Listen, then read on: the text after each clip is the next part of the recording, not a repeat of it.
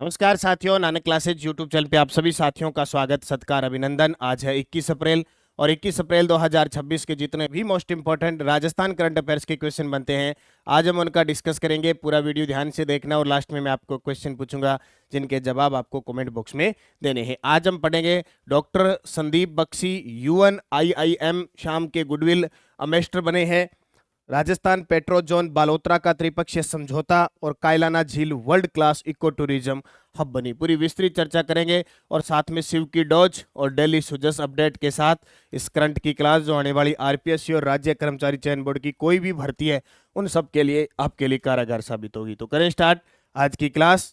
21 अप्रैल 2026 सभी प्यारे साथियों को प्यार भरा नमस्कार। जितने भी साथी देख रहे हैं, रोज 8 बजे ये 15 से 20 मिनट की क्लास देखा करो, आपका राजस्थान करंट अफेयर्स मजबूत बनेगा। कल हमने पढ़ा था कि जयपुर में environmental and social framework ESF कार्यशाला का आयोजन किस संस्था द्वारा किया गया? एशियाई विकास बैंक के द्वारा।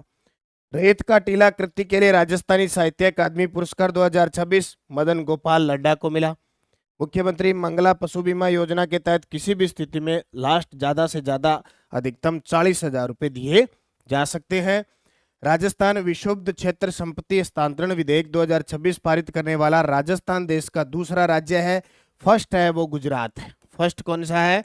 गुजरात है। और राजस्थान सी साइड स्टार्टअप समिट ताज आमेर जयपुर के अंदर, ये हमने कल डिटेल से पढ़ा था। इसका टेस्ट आपको नानक क्लासेज ऐप के अंदर जो टेस्ट सीरीज चल रही है उसके अंदर मिल गया।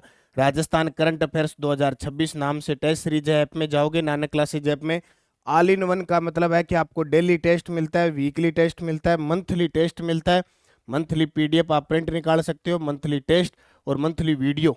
अभी आपको जनवरी फरवरी मार्च 3 महीनों का एक साथ 2 पार्ट में वीडियो मिल चुका है, आप सभी साथी जरूर देख लें।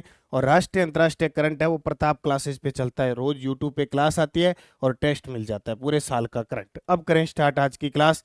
आज का पहला प्रश्न, मिस ग्रैंड राजस्थान 2026 का खिताब किसने जीता? अब ये छोटे छोटे प्रश्न ऐसे हैं कि कई बार प्रश्न एग्जामिनर पूछ लेते हैं, क्योंकि मुख्य तो आते आते पेपर में और एग्जामिनर को पता है कि विद्यार्थी मेन चीजें पढ़ के जाएगा, तो आजकल तरीका बदल दिया है।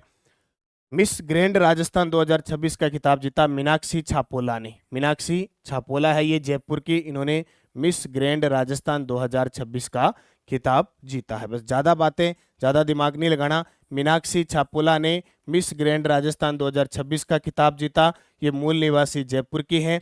इससे पहले मिस राजस्थान 2025 में ये प्रथम रनर अप रह चुकी है। तो बस ज्यादा नहीं, इतना ही। मिस ग्रैंड राजस्थान मीनाक्षी छापोला जयपुर की है, 2026 का खिताब जीता। ओके, दूसरा प्रश्न, राजस्थान के सरकारी स्कूलों में विद्यार्थियों की ऑनलाइन हाजिरी शिक्षक ऐप के माध्यम से प्रार्थना सभा के दौरान ही लगाई जाएगी। यह नई व्यवस्था किस अभियान के तहत शुरू की गई है? देखो, स्कूल के अंदर क्या होता है कि स्कूल का एक पोर्टल है शाला दर्पण पोर्टल, नाम सुना है आपने? शाला दर्पण पोर्टल। इस पे क्या है, सब प्रक्रिया होती है शिक्षा विभाग की, चाहे बच्चे का एडमिशन करना है, TC काटनी है, जो शिक्षक है उनकी हाजिरी वगैरह सब होता है शाला दर्पण पोर्टल पर। इसके अलावा क्या कि इस पे ज़्यादा लोड होने के कारण सरकार ने एक ऐप और बना दिया जिसका नाम है शिक्षक ऐप। क्या है शिक्षक ऐप? उससे क्या है, बच्चों की हाजिरी लगाई जाती है, बच्चों का डाटा संग्रहण किया जाता है, बच्चे ने कितनी प्रोग्रेस की है, बच्चा ORF वगैरह जो जितनी बातें हैं ना, वो सारी आंकलन वगैरह शिक्षक ऐप पे होती है, क्योंकि शिक्षक ऐप की खुद की अलग अलग ID होती है। अब सरकार ने कहा कि सरकारी स्कूलों में ऑनलाइन हाजिरी के माध्यम से प्रार्थना सभा के दौरान ही लगा देंगे। जैसे ही प्रार्थना हुई, बच्चे बैठे होते हैं, एक साथ सबकी हाजिरी लगा दो ऑनलाइन और उसके बाद में पढ़ाना स्टार्ट कर दो। यह नई व्यवस्था किस अभियान के तहत शुरू की है? मुख्यमंत्री शिक्षित राजस्थान अभियान, जिसको हम मसरा कहते हैं। ये मसरा जो स्टार्ट हुआ था 2024 से, 2024 से सरकार ने इसको स्टार्ट किया था। पहले चलता था राजस्थान के शिक्षा में बढ़ते कदम, ये 2022 में चला था, जुलाई 2022 से स्टार्ट हुआ था। फिर सरकार ने मुख्यमंत्री शिक्षित राजस्थान अभियान शुरू कर दिया। इसके तहत ही अब शिक्षा विभाग में जितने भी काम होते हैं तो मुख्यमंत्री शिक्षित राजस्थान अभियान, ठीक है, ये आपको याद रखना है। तो ये देखो भी बच्चे हैं और इनकी हाजिरी लगा दो। तो राजस्थान के लगभग 17,000 प्लस सरकारी स्कूलों में नई व्यवस्था लागू। प्रार्थना सभा के दौरान ही शिक्षक ऐप से क्या होगी? ऑनलाइन हाजिरी अनिवार्य है। शुरुआत मुख्यमंत्री शिक्षित राजस्थान अभियान के तहत है। लॉन्च राजस्थान दिवस कार्यक्रम का आयोजन हुआ कोटा में। पहले ये केवल महात्मा गांधी जो इंग्लिश मीडियम स्कूल है वहां और मॉडल स्कूलों में ही लागू थी। अब पूरे प्रदेश के सभी सरकारी स्कूलों में इसका विस्तार किया जा रहा है। तो ये आपको याद रखना है। नए नए नवाचार स्कूलों के अंदर किए जा रहे हैं, लेकिन इतने संभव हो नहीं पाते क्योंकि आपको बताया कि अलग अलग राजस्थान विविधताओं का क्षेत्र है।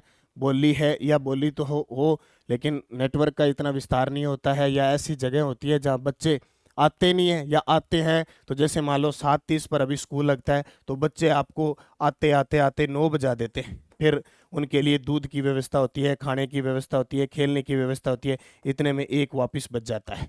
ठीक है, तो ऐसे चलता है। लेकिन सरकार पूरे नवाचार कर रही है। बड़े स्कूल है जैसे सीनियर सेकेंडरी वगैरह है तो वहाँ प्रार्थना में ही संभव हो जाता है।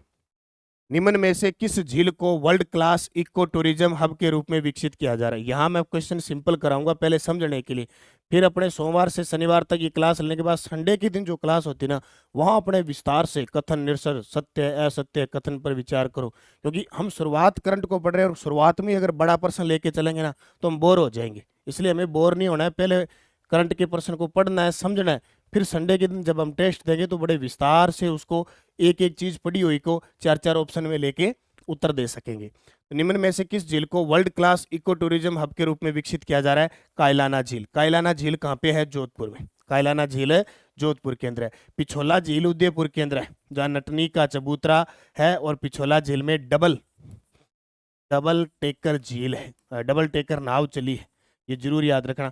फतेह सागर झील ये भी उदयपुर के अंदर है। इसकी खासियत यह है कि यहाँ केयाकिंग व केनोइंग प्रशिक्षण केंद्र स्थापित होगा।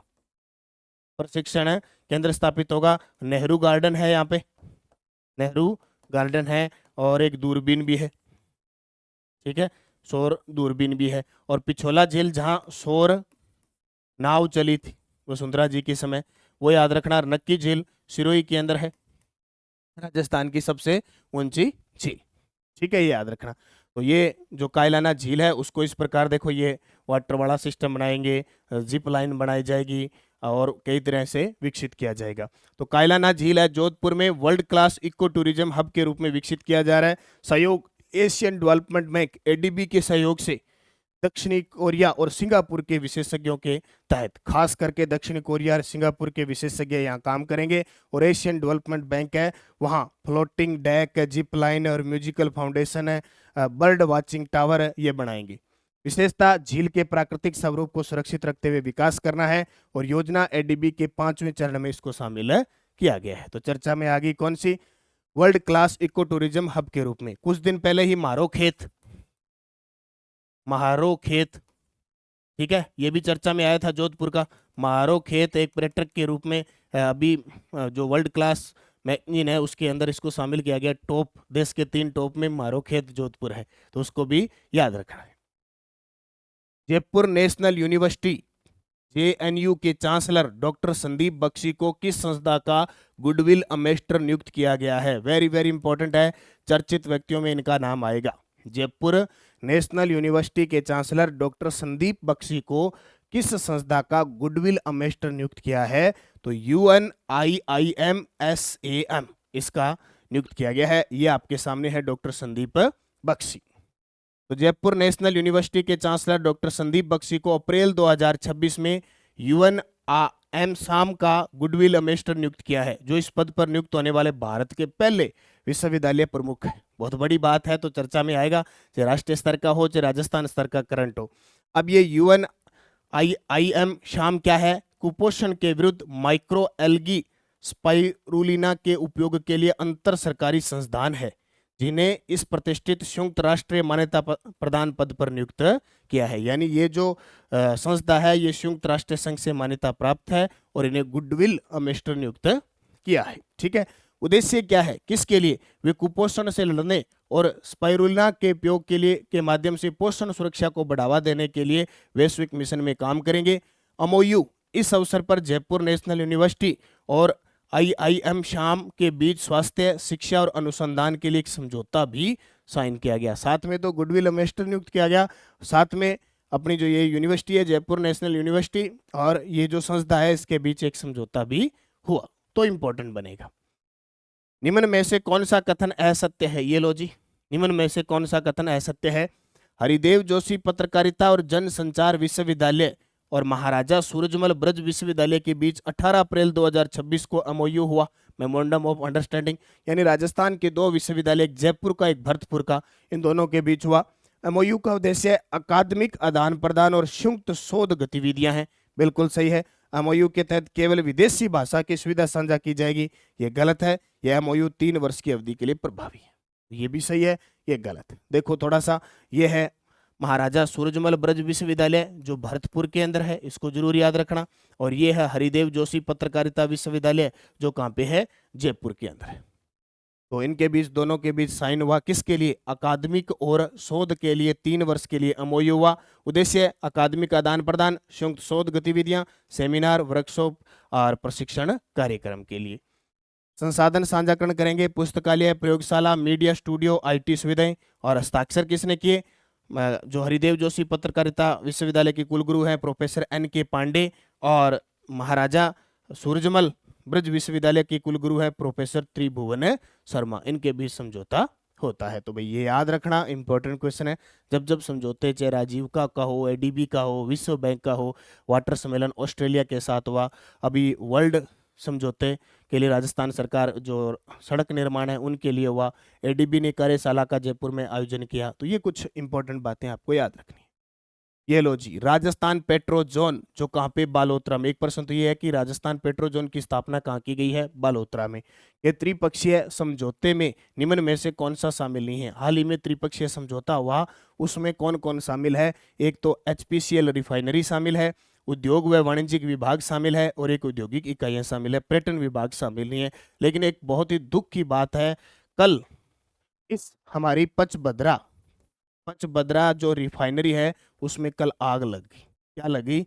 आग लगी। आज 21 अप्रैल को मोदी जी आने वाले थे, इसका लोकार्पण करने वाले थे, और अचानक इस कोई यूनिट में खतरनाक तरीके से आग लगी और धधकता हुआ। तो पचबदरा रिफाइनरी जिसका आज शिलान्यास करना था, ये राज्य सरकार, राज्य और HPCL के सहयोग से तैयार हुई थी। HPCL 74% और राज्य 26% के सहयोग से ये तैयार हुई थी। और पश्चिमी राजस्थान, यानी अपने राजस्थान में तो सारे पश्चिमी भारत के लिए एक बहुत बड़ी गौरव की बात थी कि हम इस क्रूड ऑयल को यहीं तैयार कर सकते थे, लेकिन एक बार काफी नुकसान हुआ है और एक बार इसका शिलान्यास जो लोकार्पण है वो रोक दिया गया है। तो सबसे पहले राजस्थान पेट्रो जोन बालोतरा, स्थान बालोतरा स्थित राजस्थान पेट्रो जोन औद्योगिक इकाइयों को डाउन स्ट्रीम उत्पादों की आपूर्ति सुनिश्चित करने के उद्देश्य से पेट्रो जोन की स्थापना हो रही है। त्रिपक्षीय समझौता हुआ, HPCL रिफाइनरी, उद्योग व वाणिज्य विभाग और औद्योगिक इकाइयां। कुल 18 समझौते इसके अंदर हुए हैं। तृतीय चरण कुल 780 हेक्टेयर और 447 हेक्टेयर के लिए कैटेगरी A पर्यावरण स्वीकृति है तो आवेदन होगा।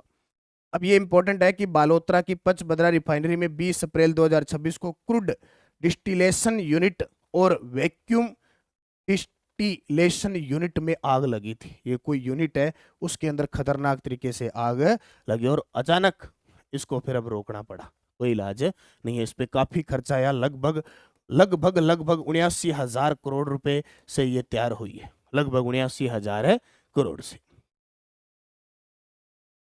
शिवकीडोज प्रदेश में नई राजस्व इकाइयों के गठन और वर्तमान इकाइयों के पुनर्गठन के लिए ललित के पंवार की अध्यक्षता में समिति गठित की गई है, जो RPSC के पूर्व अध्यक्ष रह चुके हैं।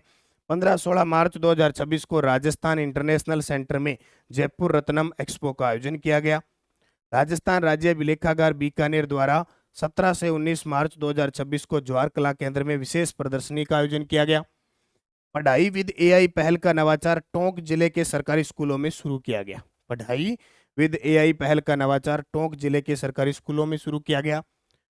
सुजस बुलेटिन, मुख्यमंत्री के नेतृत्व में अब जैसे ही आपको पता है, पहले बारिश आई, ठंड हुई, अब गर्मी आ गई, खतरनाक गर्मी आएगी, तो जितने भी हैंडपंप वगैरह है उनकी मरम्मत की जाएगी। 2 दिवसीय राज्यव्यापी विशेष अभियान है वो शुरू किया गया है। भी जहाँ भी हैंडपंप वगैरह बंद पड़े हैं और जो भी कंडीशन है उसको सेट कर लो, क्योंकि बहुत जरूरी है।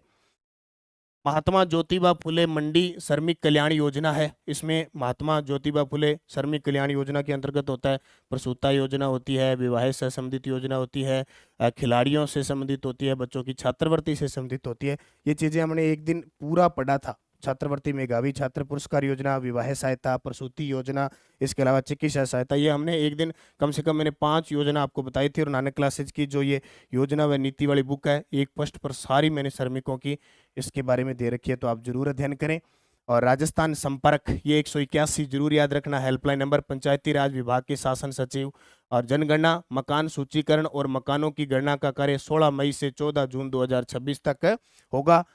इसके अलावा राजस्थान ट्रेड प्रमोशन पॉलिसी 2025 की हम चर्चा पूरी कर चुके हैं। मंडियों से गेहूं का समय पर उठाव सुनिश्चित करें, 150 रुपये अभी प्रति क्विंटल बोनस दिया जा रहा है, ये भी याद रखना। और 23 अप्रैल को नई दिल्ली में रोड शो आयोजित होगा, क्योंकि ग्राम का आयोजन हो रहा है मई के अंदर। अब इसमें मुख्य बातें देख लो। प्रदेश के दूरदराज क्षेत्र में जल गुणवत्ता परीक्षण हेतु मोबाइल वाटर टेस्टिंग लैब का संचालन किया जाएगा। अमृत 2.0 के तहत 3 लाख पेयजल कनेक्शन जारी होंगे। रोड एक्सीडेंट व आपातकालीन चिकित्सा हेतु राज्य सुरक्षा योजना प्रारंभ की जाएगी। पार्थिव शरीर को ससम्मान गंतव्य तक पहुंचाने हेतु निःशुल्क मोक्ष वाहिनी योजना। देखो क्या होता है कि रोड पर एक्सीडेंट वगैरह हो जाता है, तो अगर किसी की मृत्यु हो जाती है तो सरकार इस पार्थिव शरीर को ससम्मान घर तक निःशुल्क पहुंचाएगी। किस योजना के तहत? मोक्ष वाहिनी योजना के तहत, तो जरूर याद रखना। और ये क्लास कल आपको मिल चुकी है शाम को 8 बजे। अभियान, महोत्सव, सम्मेलन, नीतियां, योजना, ये आप सभी ने देख ली होगी। दूसरा पार्ट है तो क्लियर हो चुका है, जनवरी, फरवरी, मार्च। अब जो अप्रैल का महीना पूरा होगा तो अपने अप्रैल के महीने को पूरा पढ़ लेंगे। टेलीग्राम ज्वाइन कर लेना, नानक क्लासेज शिव सर। देखो इस प्रकार ये जो पीडीएफ वगैरह है ना आपको प्राप्त हो रही है, और पीडीएफ हमारी संडे के दिन प्राप्त होती है। Answer of last video question, निम्न में से कौन सी योजना घुमंतू बच्चों को जोड़ने के लिए है? तो राज पहल। कौन सी? राज पहल। Question for you, Leeladhari Mahadev पशु मेला किस जिले में आयोजित होता है? अब ये पशु मेले याद रखना, क्योंकि सरकार ने घोषणा कर दी है कि हर जिला स्तर पर जो भी पशु मेले आयोजित होते हैं ना उनको धूमधाम से बनाया जाए। तो पाली, सिरोही, जालोर, बाड़मेर। सही जवाब आपको कमेंट बॉक्स में देना है। आपको कमेंट करना है कि आपके जिले में कौन कौन सा पशु मेला आयोजित किया जाता है। राजस्थान की एकमात्र सदा निरा वर्ष वाहिनी नदी चंबल। सूरतगढ़ थर्मल पावर श्रीगंगानगर में, छबड़ा बारां में, काली सिंध झालावाड़ में, और गुड्डा बीकानेर में। कल बहुत सारे साथियों ने इनका विस्तार से विवरण दिया था, उनको बहुत बहुत शुभकामनाएं। अब 5% कृषि पर्यवेक्षक एग्जाम 2026, और इसकी क्लास भी आपको कल मिल गई नानक क्लासेस शिव सर पर। आज वो पशु चिकित्सा अधिकारी वाली है, वो क्लास मिल जाएगी। केल साइट का राजस्थान से देश में कितना योगदान है? केवलादेव को राष्ट्रीय उद्यान कब घोषित किया गया? केवलादेव को विश्व विरासत सूची में कब शामिल किया गया? केवलादेव को रामसर साइट कब घोषित किया गया? और केवलादेव को संरक्षित पक्षी अभयारण्य कब घोषित किया गया?